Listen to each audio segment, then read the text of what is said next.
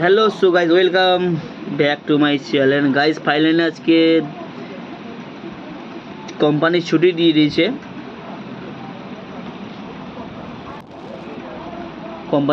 দোলের ছুটি।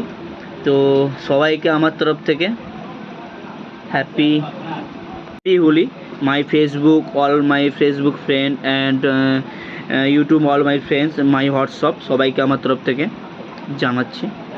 Guys finally বাড়ি বেরিয়ে পড়েছি। এক সপ্তাহ গাইজ ছুটি আমার কোম্পানি, তাই ফাইনালি বেরিয়ে পড়েছি। অ্যাকচুয়ালি গাইজ মর্নিংয়ে বেরিয়েছিলাম প্রায় 7টা নাগাদ।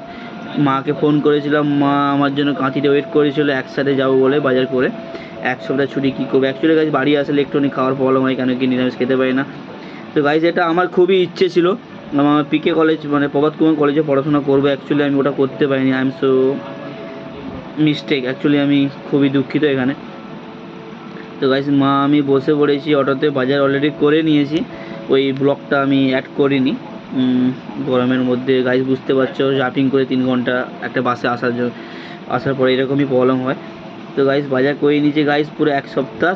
তো আমি অটোতে বসে আছি, এবার যাচ্ছি বাড়ি যেতে যেতে একটা মাঠে দেখলাম ছাগলরা। গাইজ গ্রামে আসলে একটা এতটা ফিলিংস আমার মাইন্ডে জেগে যায় যে গ্রামে আসলে মানে কলকাতার মুডটাই পুরো ভুলে যাই আমি।